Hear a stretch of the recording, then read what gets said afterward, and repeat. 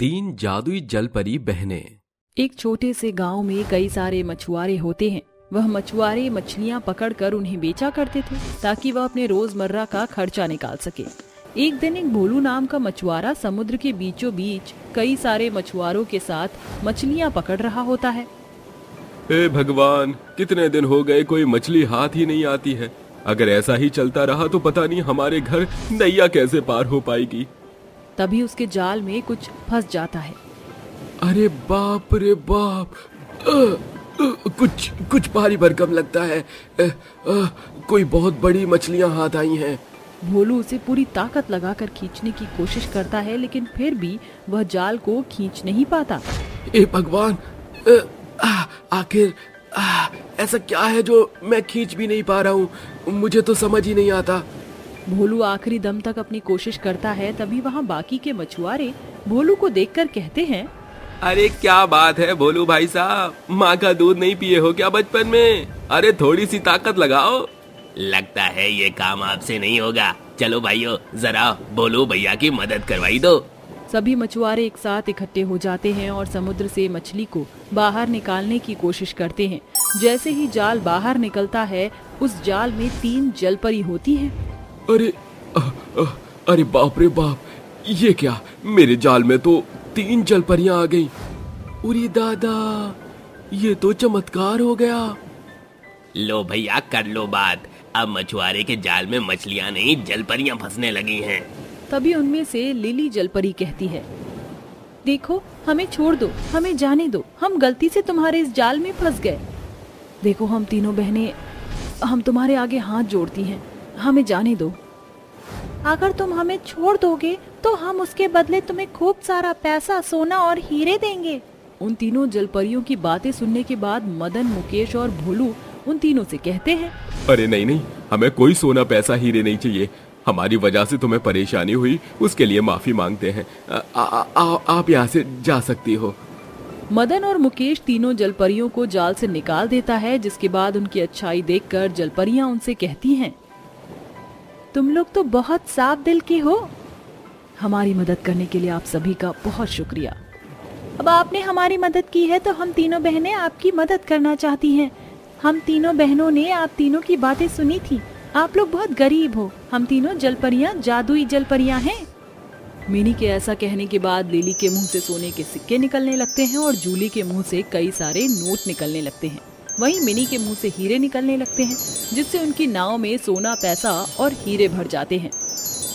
हमारी मदद करने के लिए ये छोटी सी भेंट हमारी तरफ से आपके लिए। आप सभी ने हमारा दिल जीत लिया है। कभी हमारी मदद की आवश्यकता हो तो आप बेझिझक यहाँ पर आकर हमें याद कर लीजिएगा। मेरा नाम मिनी है और ये मेरी बहन जूली और ये है लिली। हम तीनों इसी समुद्र में रहती हैं। जब हमारी जरूरत हो तो हमें याद कर लेना। ऐसा कहकर वह तीनों जलपरियां वहाँ से चली जाती हैं, जिसके बाद वह तीनों मछुआरे आपस में बात करने लगते हैं। अरे भाई लोगों, मेरी बात मानो। इन बेचारी जलपरियों के बारे में गांव में किसी को मत बताना। हाँ, तुम बिल्कुल सही कहते हो। अगर किसी को इन जलपरियों के बारे में पता चला तो वो इन जलपरियों का फायदा उठाएंगे।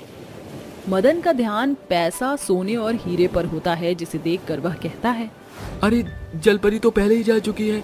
ये सब छोड़ो और जो माल मिला है उसे आपस में बांट लो। जितना भी सोना, पैसा और हीरे उन्हें मिले होते हैं, वह तीनों आपस में उन्हें बांट लेते हैं। वह तीनों ही बहुत ज्यादा गरीब थे और तीनों ही अपने घर आकर अपनी पत्नियों को जलपरियों के बारे में बताते हैं। मैंने अपने जीवन में पहले कभी भी जलपरी नहीं देखी थी, केवल किस्से कहानियों में सुनी थी। आज तो मैंने साक्षात जलपरियां देख ली, और वो भी 3-3। अजी भला हो उन जलपरियों का, जिनकी वजह से आज हमारे घर का चूल्हा जला है। आज उन्होंने तुम्हारी मदद ना की होती तो हमारे घर का चूल्हा ही ना जलता। ऐसे ही जलपरी के दिए हुए सोने, पैसे और हीरो से उन तीनों के कुछ दिन तो आराम से कट जाते हैं। एक दिन उन तीनों के घर में राशन खत्म हो जाता है और वह तीनों मिलकर नाव में बैठते हैं और समुद्र के बीचों बीच पहुंच जाते हैं। जादुई जलपरी, हमें तुम्हारी मदद की जरूरत है।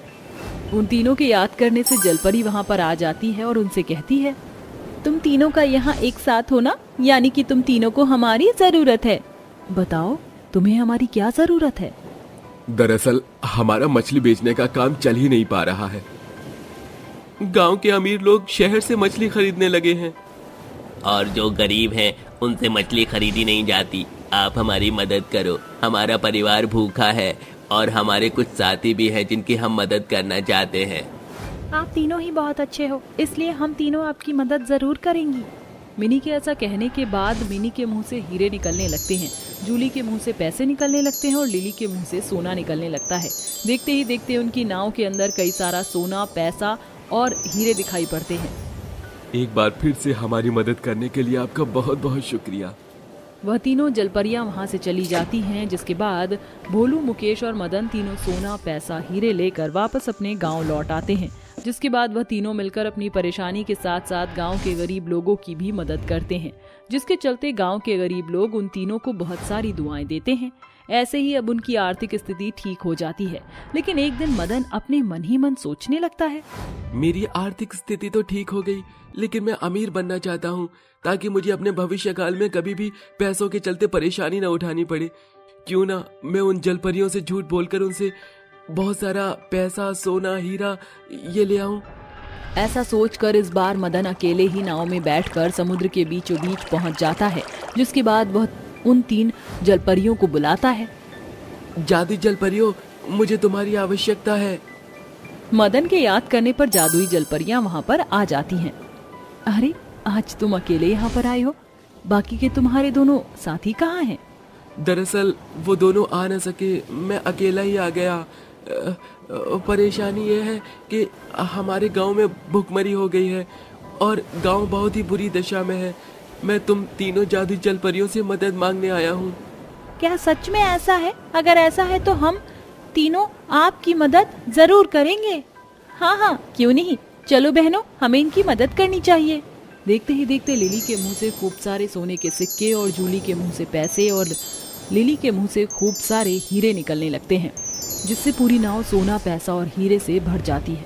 इतना सारा सोना, पैसा, हीरे देखते ही मदन अपने मन ही मन सोचता है, क्या बात है, अब तो मुझे जिंदगी भर कभी भी कमाने की जरूरत नहीं पड़ेगी।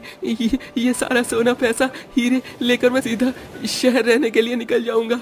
अपना जादू दिखाने के बाद जलपरियां वहां से चली जाती हैं। जिसके बाद मदन नाव चलाने की कोशिश करता है, लेकिन तभी ज्यादा वजन होने की वजह से नाव में पानी भरने लगता है। अरे बाप रे, अरे बाप रे बाप, ये सब क्या हो गया? ये क्या हो रहा है? अगर ऐसा हुआ तो मैं तो इस समंदर की गहराई में डूबकर मर जाऊंगा। अरे मेरा लालच आज मुझे डुबो देगा। देखते ही देखते पूरे नाव में पानी भर जाता है और कुछ ही समय में वो सारा पैसा, सोना, हीरे समुद्र के अंदर चले जाते हैं। जिसके बाद मदन भी समुद्र के पानी में डूब जाता है। उस दिन मदन के साथ क्या हुआ उसके बारे में किसी को कुछ पता नहीं चलता। दोस्तों, कहा जाता है कि लालच बुरी बला है। लालच कभी किसी का सगा नहीं होता, इसलिए लालच करने से पहले एक बार जरूर सोचें।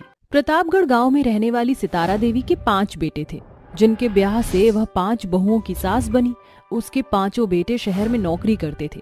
वहीं जहां उसकी 2 बहुएं तान्या और तारा बेहद अमीर घर से ताल्लुक रखती थीं, वहीं बिंदिया, बेला और आरोही बेहद गरीब घर की बेटियां थीं, जिस कारण तान्या और तारा बेचारी तीनों बहुओं को नीचा दिखाने का एक मौका नहीं छोड़ती थी। समय गुजरता है। एक शाम सितारा देवी हॉल में बैठी थी। उसकी तीनों बहुएं भी उसके पास बैठी बातें कर रही थी, जिसे देखकर तान्या और तारा कहती हैं, जब देखो ये तीनों तितलियां सासू माँ के इर्द गिर्द मंडराती रहती हैं। जेठानी जी, ये तीनों इसलिए सासू माँ से सटी रहती हैं ताकि उनके दिल में जगह बनाकर सारी जमीन जायदाद खुद हड़प कर जाएं। लगता है 2 दिन के अंदर ही हमारी गरीब गवार देवरानी ये भूल गई कि ये कहाँ से आई हैं। चलो जरा इन भूली भटकी देवरानियों को इनकी जगह तो दिखाई जाए। ऐसा कहते हुए अमीर घमंडी बहुएं वहां आकर अपनी रईसी का बखान करना शुरू करती हैं। माँ जी, डैडी ने फोन किया था कि कल दिवाली है ना, तो उन्होंने मेरे ससुराल भेजने के लिए लाखों की शॉपिंग की है। वैसे तुम तीनों के घर से दिवाली पर क्या आ रहा है? अरे भाभी, आप तो भले तौर से जानती हैं कि हमारी तीनों देवरानियां बड़े गरीब घर से हैं। ये तो इनकी बुलंद किस्मत है जो ये नंगू तेली से राजा भोज भोग रही हैं। और रही बात दिवाली पर इनके घर से कुछ आने की, तो ये तो भूल ही जाइए।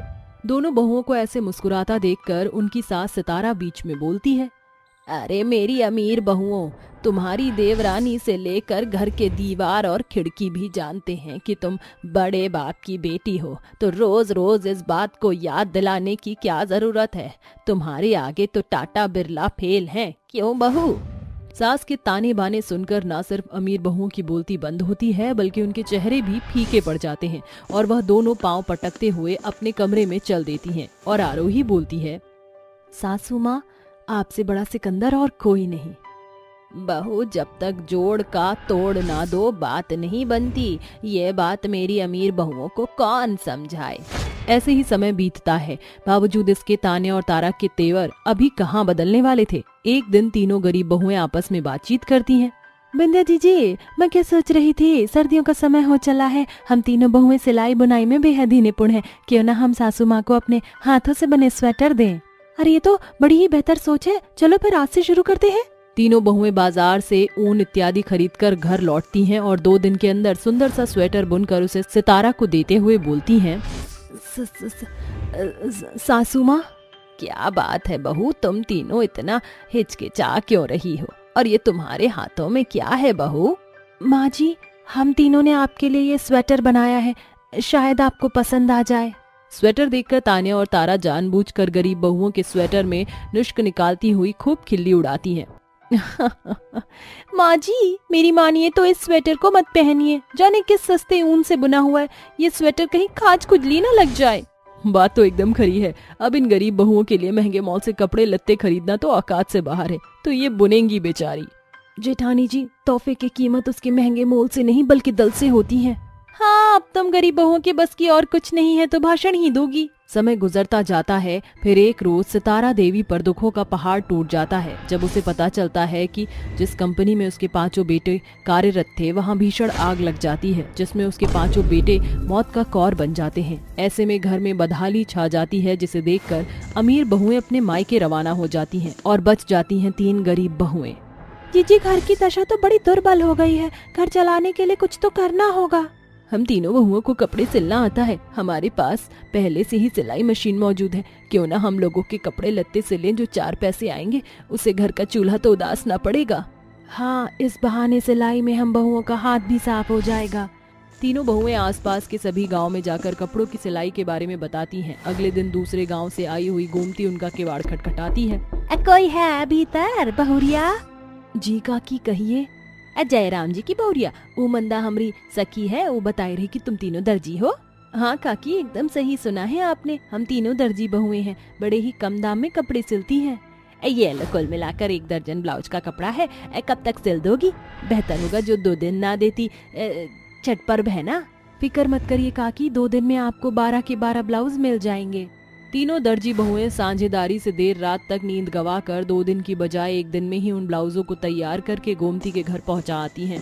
गरीब दर्जी बहुओं की सिलाई का कम दाम सुनकर दूर दराज के गांव से भी औरतें उनके गांव में आया करती थीं। वहीं बाजार के एक बड़े कपड़ों के व्यापारी, जिसका नाम आनंद था, वह भी दर्जी बहुओं के घर दस्तक देता है। जी, आप कौन? अजी, मेरा नाम आनंद है, बाजार का मशहूर कपड़ा व्यापारी हूँ। आपको कौन नहीं जानता, कहिए हम गरीब दर्जी बहुओं के घर कैसे आना हुआ? जी, आजकल गांव से लेकर बाजार तक आप तीनों दर्जी बहुओं के सिले कपड़ों की बढ़ाई चल रही है। मैं चाहता हूं कि आप दर्जी बहुएं दुल्हनों के लहंगे सिलें। आपका काम बेहतर है और मेरा कारोबार, अगर हम दोनों मिल जाएंगे तो बहुत बड़ी बुलंदी हासिल कर लेंगे। हम तीनों समझी नहीं। मैं रोजाना आप दर्जी बहुओं को लहंगे का कपड़ा दूंगा। आप तीनों दर्जी बहुओं को लहंगा 1 दिन में तैयार करना होगा। बदले में एक लहंगा सिलने का दाम 4 से 5 हजार होगा। ये सुनकर गरीब दर्जी बहुओं को आशा की सुनहरी किरण दिखाई देती है और वह फौरन ही हामी भर देती है और बिना थके रुके आनंद की दुकान के लिए लहंगे सिलने शुरू कर देती हैं। तीनों गरीब दर्जी बहुएं शुरू में तो एक लहंगा बनाती थी, लेकिन देखते ही देखते वह तीनों दर्जी बहुएं 1 दिन में कई लहंगे बनाने लगी और हर जगह उनकी सिलाई के चर्चे होने लगे। उस रोज के बाद से गरीब दर्जी बहुओं को फिर कभी पीछे पलट कर नहीं देखना पड़ता। अब उनकी सास भी सदमे से बाहर आ चुकी थी। माँ जी, आप ठीक हो गई, भगवान का लाख लाख शुक्र है। माँ जी, आप नहीं जानती कि आपको अपने पैरों पर खड़ा देखकर हमें कितनी खुशी हो रही है। आपको इतने दिनों से सदमे में देखकर हमारा क्या हाल हो रहा था। जब तक मेरी दर्जी बहुएं मेरे साथ हैं, मेरा दम कैसे निकल सकता है। आज के दौर में तो सगे संबंधी भी साथ छोड़ जाते हैं, मगर मेरी बहुएं बुरे दौर में साथ बनी रही। सितारा ऐसे कही रही थी कि अचानक तालियों की गड़गड़ाहट उसके कान में आती है। जैसे ही वह पीछे पलटती हैं तो अपनी अमीर दो बहुओं को सामने खड़ा पाती हैं। तारा, मस्त मेलोड्रामा था ना? तुम दोनों किस हक से यहाँ आई हो?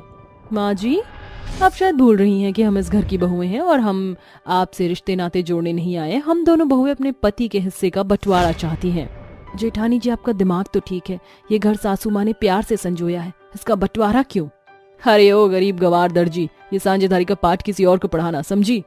ठीक है जेठानी जी, ये बंटवारा होगा। बस एक सवाल का जवाब दीजिए, जो आप सासू माँ के साथ कर रही हैं, अगर यही बर्ताव और बंटवारा आपके भाई की बीवी आपके माँ बाबूजी से मांगे तो कैसा लगेगा? यह सुनकर दोनों बहुओं का चेहरा पीला पड़ जाता है और वो बेहद शर्मसार होती हैं। उनकी आंखों से पछतावे के आंसू बरस जाते हैं। माँ जी, मुझे माफ कर दीजिए। हाँ माँ जी, हम आपकी बहू कहलाने के लायक नहीं, क्योंकि ठाट बाट से जीने के लिए हम बुरे दौर में इस घर द्वार को छोड़ गए थे। चुप हो जाओ, मैंने तुम्हें माफ किया बहुआ। परिवार में छोटी मोटी खटपट होती है।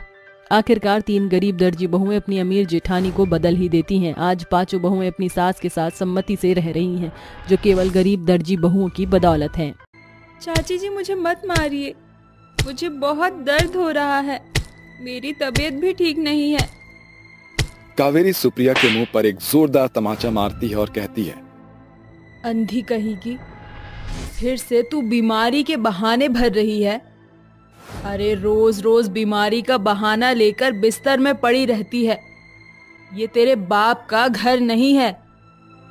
चाची जी, मुझे छोड़ दीजिए, मैं सारे काम कर दूंगी। चाची जी, मुझे छोड़ दीजिए। अगर अब तूने काम करने में ढील दी तो मुझसे बुरा और कोई नहीं होगा, समझी तू? अब जाकर सारे काम कर। सुप्रिया अंधी थी, लेकिन फिर भी वो घर के सारे काम करती थी। वहीं कावेरी उसकी चाची होने के बाद भी उसके ऊपर बहुत अत्याचार करती थी।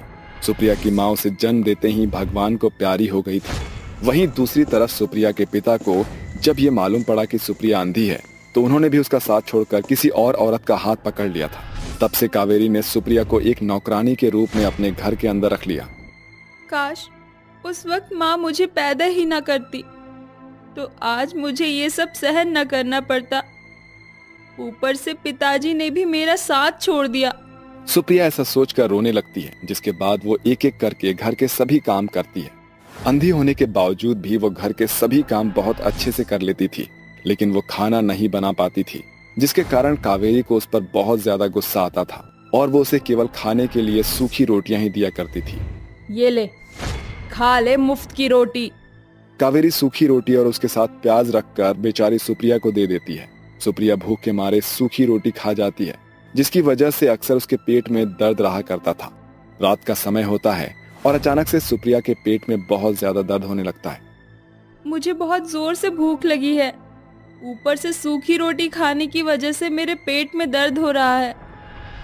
अब मैं क्या करूं? मुझसे ये सब बर्दाश्त नहीं हो रहा। सुप्रिया बेचारी दर्द को बर्दाश्त करती हुई अपने गार्डन में पहुंच जाती है, जहां वो अपने गार्डन के पेड़ के नीचे जाकर बैठ जाती है और अपने माता पिता को याद करते हुए रोने लगती है। माँ, पिताजी, कहाँ हो आप? मुझे अपने साथ ले चलो, मुझे यहाँ नहीं रहना। तभी उस विशाल वृक्ष के अंदर से एक बूढ़ी औरत सुप्रिया के सामने प्रकट होती है, जो सुप्रिया की यह हालत देखकर उससे कहती है, मेरी बच्ची, रोना बंद करो, मैं यहाँ तुम्हारी मदद करने आई हूँ। उस बूढ़ी औरत को देखकर पहले तो सुप्रिया डर जाती है। कौन हो आप, और आप इस पेड़ के अंदर से कैसे निकली हो? मैं तुम्हारी दादी माँ हूँ। मेरे मरने के बाद इस घर की रक्षा करने के लिए मैं इस पेड़ में समा गई थी। मैं कई समय से तुम्हारी मदद करना चाहती थी, लेकिन कर नहीं पाई। आज जब तुम्हें यहाँ अकेले बैठे हुए देखा तो मैं फौरन वृक्ष के अंदर से निकल आई। क्या आप सच में मेरी दादी माँ हो? हाँ, मैं तुम्हारी दादी माँ हूँ।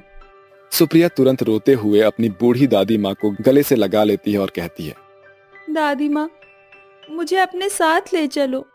मेरे अंधे होने की वजह से सब लोग मेरे ऊपर बहुत अत्याचार करते हैं। चाची मुझसे घर के सारे काम करवाती है और खाने को भी नहीं देती है। देखो बेटी, तुम्हारी जिंदगी का मूल्य बहुत बड़ा है। मैं तुम्हारी मदद करूंगी। ये लो, ये एक जादुई चश्मा है। इस चश्मे से तुम जो मांगोगी वो तुम्हें मिल जाएगा, और जब जब तुम इस चश्मे को पहनोगी तुम्हें सब कुछ साफ साफ नजर आएगा। सुप्रिया उस चश्मे को लगाती है, जिसके बाद उसे सब कुछ दिखने लगता है। दादी माँ, मुझे सब कुछ दिखाई दे रहा है। मैं आपको देख सकती हूँ, इस पेड़ को भी देख सकती हूँ। मुझे अब सब कुछ नजर आ रहा है। सुप्रिया बेटी, आज के बाद ये जादुई चश्मा तुम्हारी हमेशा मदद करेगा, लेकिन इसके बारे में कभी भी किसी को मत बताना, नहीं तो इसका जादू हमेशा के लिए खत्म हो जाएगा। ऐसा कहकर बूढ़ी दादी वहां से गायब हो जाती है, जिसके बाद सुप्रिया चश्मा पहनकर अपने कमरे में आ जाती है। जादुई चश्मा, मुझे बहुत जोरों से भूख लगी है। क्या तुम मेरे लिए अच्छे अच्छे पकवान प्रकट कर सकते हो? सुप्रिया के इतना कहते ही जादुई चश्मे से रोशनी निकलती है, जिसके बाद उसके सामने कई सारे अलग अलग प्रकार के पकवान प्रकट हो जाते हैं। सुप्रिया इतने सारे पकवान देखकर हैरान हो जाती है और तुरंत खाना खाने लगती है। जब से जन्म लिया है मैंने इतना स्वादिष्ट खाना कभी नहीं खाया। इतना अच्छा खाना खाकर तो मुझे बहुत अच्छा लग रहा है। सुप्रिया पेट भरकर खाना खाती है, जिसके बाद वो अपना चश्मा उतार देती है। अरे, चश्मा उतारते ही मुझे कुछ भी नहीं नजर आ रहा। वैसे भी अब तो मुझे सोना ही है। कल सुबह उठकर मैं इस चश्मे को दोबारा पहन लूंगी। सुप्रिया आराम से सो जाती है। अगले दिन जैसे ही सवेरा होता है, कावेरी पानी की बाल्टी भरकर लाती है और सुप्रिया के ऊपर डाल देती है।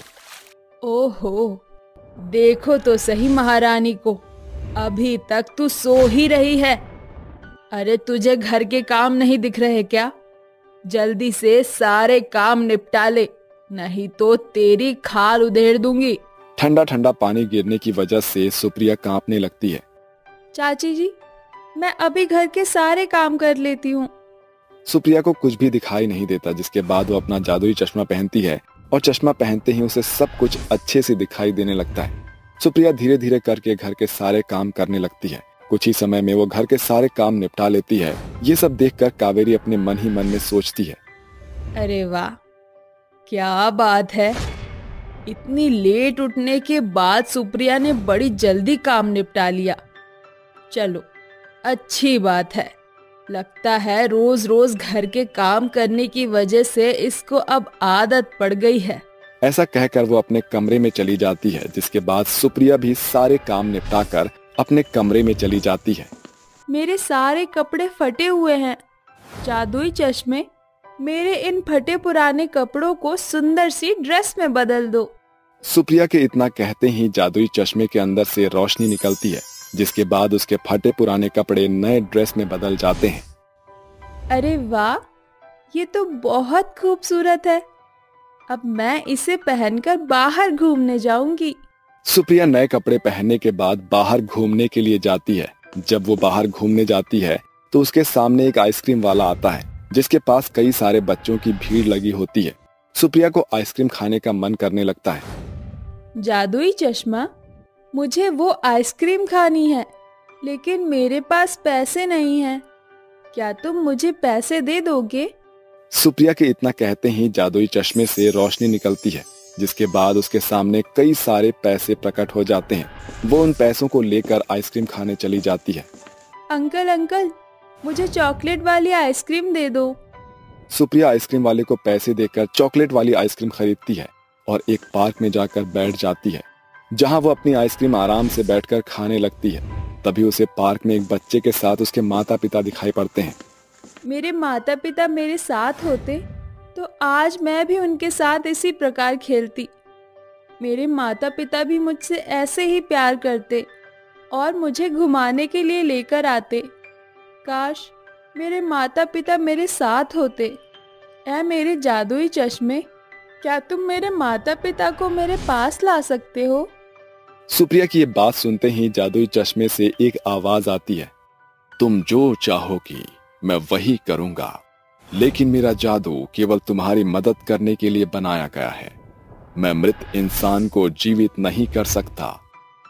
ये सुनने के बाद सुप्रिया मायूस हो जाती है, जिसके बाद उसकी नजर कुछ गरीब बच्चों पर पड़ती है जो पार्क के अंदर लोगों से भीख मांग रहे होते हैं। दादी माँ ने मुझे कहा था कि मेरे जीवन का एक बहुत बड़ा मूल्य है, क्यों ना मैं अपने जादुई चश्मे की मदद से इन गरीब बेसहारा बच्चों की मदद करूं।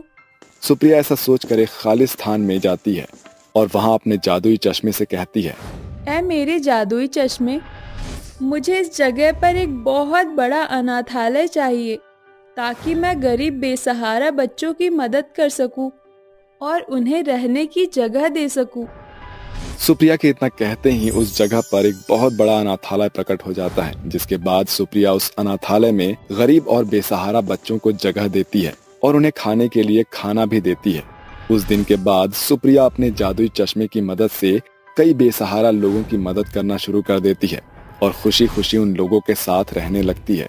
बाबूजी, हम पांचों बहनें अभी ब्याह नहीं करना चाहती, हमें थोड़ी मोहलत दे दीजिए। हाँ बाबूजी, पहले हम बहनों को कुछ बन जाने दीजिए। एक दफा बेटियों के जीवन में बहू की बेड़ियां पड़ने के बाद वो बेटियां जीवन भर बेबस बहू बनकर ससुराल का शासन सहती हैं। लेकिन अगर हम शिक्षित होकर ससुराल जाएंगे तो हमको किसी पर आश्रित नहीं होना पड़ेगा। अरे बंद करो तुम पांचों बहनें ये दकियानूसी दलील देना। सैकड़ों रिश्ते आते हैं और तुम्हारा काला रंग रूप से देखकर ही रफा दफा हो जाते हैं। अरे ऐसे सुनहरे रिश्ते दिया लेकर भी खोजने से नहीं मिलते। गनीमत है कि तुम पांचों काली कमली बहनों की काया से वाकिफ होकर भी कुंती बहन ने दहेज के दाम में एक पैसा नहीं मांगा। ये उनका बड़प्पन है। अपने ये पढ़ने लिखने का शौक शादी के बाद ससुराल में ही पूरा करना। बाबूजी, जब आप बाप होकर हम बहनों के सपने को हमारे सामने रंग के चलते रौंद रहे हैं, तो सास बहू के सपने क्या ही साकार करेगी। बाबूजी, आज आप दहेज का बचता दाम देख रहे हैं, मगर शादी के बाद जब बेटी बहू बनकर ससुराल जाती है तो उस बेचारी को अबला बनकर सास और पति दोनों का ताना बाना सुनना पड़ता है। सोचिए कैसा लगेगा जब हम पांचों के सावले स्वरूप के कारण हमारे सामने आपकी नाम धराई होती है, तो हम बहनों का कलेजा कितना कचोटेगा। तुम पांचों काली कमली बहनों के खाली खोपड़ी में भूसा भर गया है। तुम चाहे भरसक कोशिश करके देख लो, अगर तुम मेरी बिटिया हो तो मैं तुम्हारा बाप हूँ। ये ब्याह हर हालत में होकर रहेगा। कहते हैं ना, इंसान अपनों से ही हारता है। बुलंद सोच रखने वाली बहनें पिता की मर्जी के आगे अपना सिर झुका देती हैं और पांचों का ब्याह कुंती के बेटों से हो जाता है। यहाँ से शुरू होता है 5 बहू के ससुराल का सफर। शिखा, सावरी, कविता, काजल, कल्की अपने सुनहरे दाहिने कदम से कलश उड़ेल कर गृह प्रवेश करो। ये सुनकर कुंती का बड़ा बेटा सुनील 5 बहुओं की हंसी उड़ाते हुए कहता है, माँ, शायद आपके शब्द स्वर में कमी रह गई। सुनहरे कदम नहीं, सांवले कदम कहो। आखिरकार 5 बहनें एक ही थाली की चट्टे बट्टी हैं। बोलो तो ब्लैक ब्यूटी। सुनील के बोल बाण बनकर 5 बहुओं के मन को बुरी तौर से तार बघार कर देते हैं। तभी कुंती बात संभालते हुए कहती है, अरे चुप कर मेरे बैल बुद्धि बेटे, भूल मत, इन्हीं 5 में से एक तेरी बीवी है। बस करो, आपकी बात मानकर हम 5 भाइयों ने भले ब्याह का बलिदान दे दिया, मगर इन ब्लैक ब्यूटी बहनों को कभी हमारी बीवियों का दर्जा नसीब नहीं होगा। ये कहकर 5 भाई गुस्से से पांव पटकते हुए अपने कमरों का रुख कर लेते हैं और कुंती हिचकिचाते हुए कहती है, बहू, इनकी बातों पर गौर मत करना। मेरे बेटे बस बाहर से नारियल की तरह सख्त हैं, मगर अंदर से उतने ही नरम हैं। शादी ब्याह की भाग दौड़ी में तुम 5 बहुएं थक गई होगी। जाओ, जाकर आराम कर लो। 5 बहुएं अपने अपने कमरे की ओर अग्रसर हो जाती हैं, जहां कल्की का पति अनिल कहता है, अरे ओ मेरी ब्लैक ब्यूटी बीवी, तेरी जुर्रत कैसे हुई मेरे बिस्तर पर बैठने की? कान खोल कर सुन ले, तेरी जगह मेरे बेडरूम में नहीं, उस बाथरूम में है। ये बोरिया बिस्तर उठा और बाथरूम का रास्ता नाप। ये बुरा बर्ताव महज एक बहू के संग न था, बल्कि बाकियों का भी यही हश्र था। गुजरते समय के साथ पांचों की शादियों को 1 सप्ताह पार हो गया और एक सांझ। बहू, मैं शादी के बाद से देख रही हूँ कि तुम पांचों बड़ी गुमसुम सी रहती हो। अगर कोई बात है तो तुम अपनी सास से साझा कर सकती हो। पांचों बहुएं एक दूसरे को एकटक निहारते हुए कहती हैं। नहीं तो माँ जी, ऐसा कुछ नहीं है। अगर कुछ नहीं होता तो तुम हिचकती नहीं। जानती हो, तुम पांचों की सांवली सूरत देखकर मैंने तुमको इसलिए अपनी बहू बनाया क्योंकि तुम बिन माँ की बिटिया थी। मगर मेरी बदकिस्मती है कि मेरी सांवली बहुएं अपनी सास को माँ नहीं मानती। कुंती के शब्द सुनकर पांचों बहुओं की आंखों से बेबसी की बदरी बरस पड़ती है। माँ जी, शादी के शुरुआत से निस्दिन हम पांचों बहुओं के पति हमारी बेइज्जती करते हैं। वो कहते हैं कि हमारे काले चेहरे से उन्हें कुड़न होती है। माँ जी, इसलिए हम बहुएं इतनी जल्दी ब्याह नहीं कर रही थी। हम खूब पढ़ लिख कर अपने पैरों पर खड़ा होना चाहती थी ताकि भावी भविष्य में हमको अपने पति के पैसे पर आश्रित न होना पड़े। शायद हमारा सांवला रंग रूप हम बहुओं के बेहतर जीवन के लिए श्राप बन गया है। ये सब सुनकर कुंती कहती है। बहू, मैं जानती हूँ कि मेरे बेअकल बेटे तुम्हारे संग इतना बुरा बर्ताव करते हैं, मगर तुम्हारी सास के लिए सीरत के आगे सूरत का कोई मोल नहीं। तुम्हारे सांवले रंग के श्राप को शिक्षा के औजार से तोड़ा जा सकता है। सालों पहले मैं भी बहू बनकर शिक्षा का अरमान लिए ससुराल आई थी, मगर सास के सताव से मेरा सपना कांच की तरह बिखर गया। मगर उस दौर में जो मेरे संग हुआ, तुम्हारी सास वो तुम्हारे संग नहीं दोहराएगी। तुम पांचों अपने आगे की पढ़ाई जारी करो। जब तुम काबिलियत और कामयाबी के शिखर पर खड़ी होगी तो शायद तुम्हारे पति को तुम्हारी कदर समझ आए। सासू माँ, हम बहुएं बकायदा अब तक यही सोचती थी कि सास माँ नहीं बन सकती, मगर ये हम बहुओं का सुनहरा सौभाग्य है जो सास के स्वरूप में हमें आप मिली। पांचों बहुएं अगले ही दिन आगे की पढ़ाई के लिए दाखिला ले लेती हैं। समय गुजरता है। एक सुबह कुंती उनसे कहती है। बहू, तुम पांचों को छुपते छुपाते कॉलेज जाने की जरूरत नहीं। अरे तुम कोई चोरी थोड़ी ही कर रही हो। मगर माँ जी, हमारे पतियों को हमारे पढ़ने की बात पता चल गई तो? तुम पांचों को मेरे सपूतों के विषय में सोचने विचारने या उनसे सहम कर रहने की जरूरत नहीं। कुंती की सूझबूझ की बातें उसकी पांचों सावली बहुओं के भीतर घर कर जाती है। सप्ताह भर के भीतर ही उनके पतियों को इस बात की भनक लग जाती है। माँ, ये हम क्या सुन रहे हैं? आप अपनी काली बहुओं को घर की बागडोर संभालने के बजाय उन्हें पढ़ाने लिखाने के लिए बाहर भेज रही हैं। आपकी मति भ्रष्ट हो गई है क्या? क्यों इनकी काली सूरत से समाज को खबर फैलाकर अपने बेटों को रुसवा कर रही हो? हाँ माँ, इससे क्या बदल जाएगा? सास के सहयोग से पांचों बहुएं बुलंद हौसले का याव धामे बिना थके पढ़ती जाती हैं। दिन महीनों के मंजर में गुजरने के साथ पांचों बहुओं का सपना साकार हो जाता है। वो अपने पिता और पति को एक साथ इकट्ठा करती हैं। अरे ऐसी कौन सी खास खबर थी जो तुम पांचों ने अपने बाबूजी को यहाँ बुलाया?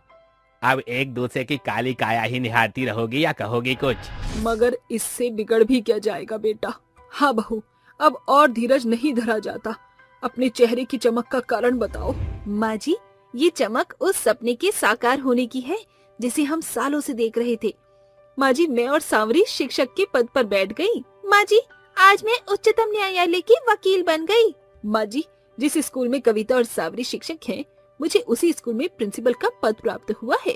माँ जी, मैंने भी पुलिस का पद हासिल किया है। जुग जुग जियो मेरी बहू, आज तुमने अपनी सास का सीना गर्वित कर दिया।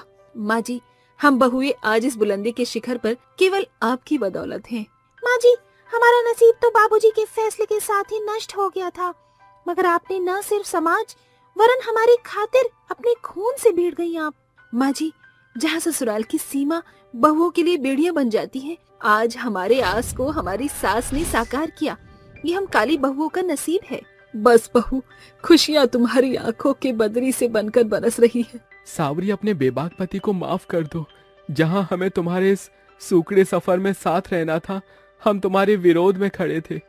मेरी हूँ बुरी सीख से मेरे भाई भी अपनी बीवी से संग बुरा सलूक करते थे, मगर आज हम सभी गर्व से कह सकते हैं कि तुम हमारी बीवी हो। बेटी, अपने बाप को माफ कर दो। मैंने काले रंग के लिए तुम पांचों को कोसा, मगर आज तुम्हारी अहमियत समझ आ चुकी है। तो देखा आपने कैसे एक सास बतौर अपनी 5 सावली बहुओं की हिम्मत बनकर उनके सपने को साकार करके उनके नष्ट हुए नसीब को संवारने में सहयोग करती है। आज भी न जाने कितनी बेटियों का ब्याह उनके सुनहरे जीवन के बीच बेड़ियां बनी बैठी हैं, जिसका श्रेय समाज के बड़े तबके को जाता है। एक व्यक्ति की नजर और नजरिए के बदलाव से कई बेबस बहुओं का सूखड़ा जीवन सुनहरा हो सकता है। मौसम काफी खराब था, बादल गरज रहे थे। इसी टाइम एक भयानक चुड़ैल जंगल से निकलती है और अपने पालतू कुत्ते को कहती है, रॉक्सी, आजा मेरे रॉक्सी, आज रात में तुझे लोगों का ताजा मांस खिला कर लाती। उस चुड़ैल का कुत्ता दिखने में बेहद खूंखार डरावना था। चुड़ैल उसे गांव में ले जाकर 2-3 आदमियों के सामने छोड़ देती है, जिसके बाद वो खूंखार कुत्ता उन आदमियों पर झपट पड़ता है और अपने नुकीले दांत और पंजों से उन्हें बहुत मारता है। फिर उनकी खाल को कच्चा चबा जाता है और उनके खून को चाट जाता है। कुछ ही देर में वो कुत्ता उन तीनों को खाकर सिर्फ उनकी हड्डियों को ही छोड़ता है। तभी चुड़ैल अपने कुत्ते को कहती है, रॉक्सी, मेरे प्यारे रॉक्सी, अब तो तुम्हारा पेट भर गया ना, तो वापस चलते हैं। कुत्ते की आवाज सुनकर चुड़ैल उसे वापस जंगल में ले आती है और जोर जोर से हंसकर कहती है, बस 2 रात और, उसके बाद रॉक्सी, उस अमावस की रात को मैं तुझे बहुत खूंखार खतरनाक बना दूंगी, जिसके बाद तू उन लोगों को बेरहमी की मौत देगा। किसी को नहीं छोड़ेंगे हम, किसी को नहीं। 2 रातें बीत जाती हैं, जिसके बाद अमावस की रात आती है और चुड़ैल जंगल के बीचों बीच यज्ञ में सामग्री डालती है। उसके बाद अपने रॉक्सी के हाथ से रक्त निकालकर यज्ञ में डाल देती है और बोलती है, ओम ही हूँ हे ओम नमो भगवते महाबल भूत प्रेत पिशाचिनी राक्षसादिदम रुद्रावतार विच्चे नमः फट्ट स्वाहा। चुड़ैल के ये बोलते ही उस यज्ञ में से खून भरा कटोरा निकलता है। उसे वो रॉक्सी को पिला देती है, जिसके बाद वो 3 मुंह वाला खूंखार भयानक बड़े दांत और लाल आंखों वाला कुत्ता बन जाता है। रॉक्सी का सिर्फ रूप नहीं बदला, बल्कि उसकी ताकतें भी बढ़ गई थीं। रॉक्सी का नया रूप देखकर चुड़ैल कहती है, आखिर मेरी मेहनत रंग लाई। अब रॉक्सी, मैं तुम्हारे सहारे इन गांव के लोगों से बदला लूंगी। मार डालना तुम सबको। याद रहे, इस गांव में एक भी इंसान नहीं बचना चाहिए। जो हुकुम मेरी मालकिन। अब मैं सबको मार डालूंगा, कोई नहीं बचेगा मुझसे। ये बोलते ही चुड़ैल और 3 मुंह वाला कुत्ता जाकर लोगों को मारने लगते हैं। वो 3 मुंह वाला कुत्ता बहुत बेरहमी के साथ इंसान के पेट पर पंजे मारकर उनका मांस चबाकर खा जाता है और मार डालता है। वहीं चुड़ैल भी लोगों को मारकर कहती है, आज तो इन लोगों की लाश देखकर जो सुकून मिल रहा है ना, वो तो जीते जी मुझे पिज्जा खाने पर भी नहीं मिला था। वाह रॉक्सी, तुम्हें अच्छा तो लग रहा है ना इन सब का खून पीकर। अगर तुम्हें और भूख लग रही है तो तुम और लोगों को भी मार सकते हो। जी मालकिन, अभी मुझे और भूख लग रही है। मैं इन लोगों का खून पीकर अपनी और प्यास बुझाना चाहता हूँ। ठीक है मेरे शेर, जा और जाकर अपना पेट भर कर डिनर करके आ। रॉक्सी उसकी बात सुनकर गांव के लोगों के पास जाकर उन्हें मारकर खा जाता है। तभी सामने एक औरत होती है, जिसे वो शेर की तरह चिंघाड़ते हुए कहता है, मार डालूंगा, तुझे भी मार डालूंगा और कच्चा चबा कर खा जाऊंगा। आजा आजा, मेरी भूख शांत कर। भगवान, मेरी रक्षा करो। ये कितना खतरनाक और हैवान से भरा 3 मुंह वाला खूंखार कुत्ता है। मैं इसके पेट में नहीं जाना चाहती। ये मुझे मार डालेगा। बचाओ मुझे, कोई तो बचाओ। बुला ले, जिसको आवाज लगा सकती है बुला ले, कोई तुझे बचाने नहीं आएगा। मेरे कहर से सब डरते हैं। आधों को तो मैं खा चुका हूँ मारकर, अब तू भी मार। छोड़ दो मुझे, छोड़ दो, मैं मरना नहीं चाहती। मेरे छोटे छोटे बच्चे हैं। वो 3 मुंह वाला कुत्ता उस औरत पर तरस भी नहीं खाता और उसे खाने के लिए टूट पड़ता है। बेदर्दी के साथ उसके जिस्म के टुकड़े टुकड़े करके खा जाता है। इस तरह गांव में मौत का आतंक, मौत का शोर हर जगह होता है। गांव में अब सिर्फ गिने चुने लोग ही बचे थे। तभी उस गांव में एक अघोरी आता है। उसे प्यास लगती है। पानी के लिए वो एक घर में जाता है। वहां उसे 2 औरत और एक आदमी की लाश देखने को मिलती है। ये देखकर वो हैरान हो जाता है और सामने के घर में जाकर बोलता है, पुत्री, क्या मुझे पानी मिल सकता है? मैं बहुत प्यासा हूँ। जी बाबा, मैं अभी लेकर आई। ये बोलकर माया अघोरी के लिए पानी ले आती है और वो पानी पीकर बोलता है, ये गांव इतना सुनसान क्यों है? और वहां सामने के घर में 3 मृत्यु हो रखी है। इस गांव में मुझे कुछ अजीब सा आभास हो रहा है। तुम बता सकते हो यहाँ क्या चल रहा है? बाबा, आपको क्या बताऊं? इस गांव में एक चुड़ैल और उसके 3 मुंह वाले खूंखार कुत्ते ने बहुत भयानक दहशत मचा रखी है। डर के मारे मेरा परिवार इस घर में रहता है। बाबा, क्या आप उस चुड़ैल और उस कुत्ते का अंत जानते हैं? तुम चिंता मत करो पुत्री, आत्माओं से बात करना मेरा कर्म है और बुरी आत्माओं को कैद करना मेरा धर्म है। और इस गांव का मैंने जो पानी पिया है, अब तो फर्ज अदा करना ही होगा। मैं उस चुड़ैल और खूंखार कुत्ते को मार कर ही दम लूंगा। शुक्रिया बाबा, अब तो आप ही कुछ कर सकते हैं। माया इतना कहती है कि उसकी बात एक दूर खड़ा तांत्रिक भी सुन लेता है और वो भी चुड़ैल और कुत्ते को मारने के लिए शामिल हो जाता है। कुछ देर बाद दोनों एक गुफा में जाते हैं, जहां वो चुड़ैल और कुत्ते के लिए एक जाल बिछाते हैं। तांत्रिक मरी हुई शमशान की लाश पर ताजा जंगली जानवर का खून डाल देता है। उसे सूंघकर वो खूंखार कुत्ता और चुड़ैल उसके पीछे आ जाते हैं। वहां आते ही अघोरी अपनी शक्तियों से उसे कैद कर लेता है, जिसके बाद वो चुड़ैल चिल्लाकर बोलती है, तांत्रिक अघोरी, तुम दोनों की इतनी हिम्मत कि हमें मूर्ख बनाकर तुमने यहाँ कैद किया। तू तो हमारा प्लान समझ गई। इसका मतलब तुम मूर्ख नहीं, इंटेलिजेंट चुड़ैल है। लगता है अघोरी, तू जानता नहीं है मैं कितनी खूंखार हूँ। मेरे एक इशारे पर रॉक्सी तुझे खा जाएगा। तेरी हड्डियाँ तक नहीं मिलेंगी तुझे। हड्डियों के बाद में छुपाइयो, पहले तो ये बता दे, तू गांव में लोगों को क्यों मार रही है? क्यों तूने इतना आतंक मचा रखा है? बता। तांत्रिक अघोरी मिलकर उस पर अभिमंत्रित भस्म फेंकते हैं, जिसके बाद वो चुड़ैल सब बताने के लिए मजबूर हो जाती है और कहती है, मैं बताती हूँ, ये सब मैंने अपनी रॉक्सी के लिए किया, जिसे मैं बहुत प्यार करती हूँ। कुछ महीने पहले की बात है, मैं रॉक्सी के साथ पार्क में खेल रही थी। रॉक्सी, रॉक्सी, रॉक्सी, इधर आओ, चलो खेलो, लो इसे पकड़ो। नैना रॉक्सी के सिर पर हाथ रखकर प्यार कर ही रही थी। इतने में रॉक्सी पार्क के बाहर आकर रोड पर दौड़ने लगता है। नैना भी पकड़ने के लिए पीछे पीछे भागती है। तभी सामने से एक बड़ा ट्रक आता है। नैना उसे जब तक बचा पाती, इतने में दोनों ट्रक के नीचे आ जाते हैं, जिसके बाद दोनों की आत्मा चुड़ैल और खूंखार कुत्ते के रूप में भटकती है। तभी से मैं लोगों को मारने लग गई, क्योंकि मुझे दुनिया से नफरत है। उसकी वजह से मैं और मेरा रॉक्सी इस दुनिया में नहीं रहे। इसीलिए मैंने अपनी रॉक्सी को इतना ताकतवर बनाया कि वो पूरे गांव को निगल सके। तुम्हारा खेल खत्म हुआ। अब गिने चुने गांव के लोगों को शांति से रहने दो।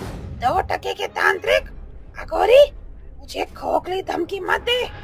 यानी कि पहले तेरे इस कुत्ते को ही मारना पड़ेगा। ये बोलते ही तांत्रिक शिव त्रिशूल से कुत्ते को मार डालता है, जिससे उस चुड़ैल की आधी शक्ति हो जाती है और अघोरी बहुत आसानी के साथ उस चुड़ैल को जलाकर मार देता है, जिसके बाद ये गांव उन दोनों खूंखार दहशत से मुक्त हो जाते हैं।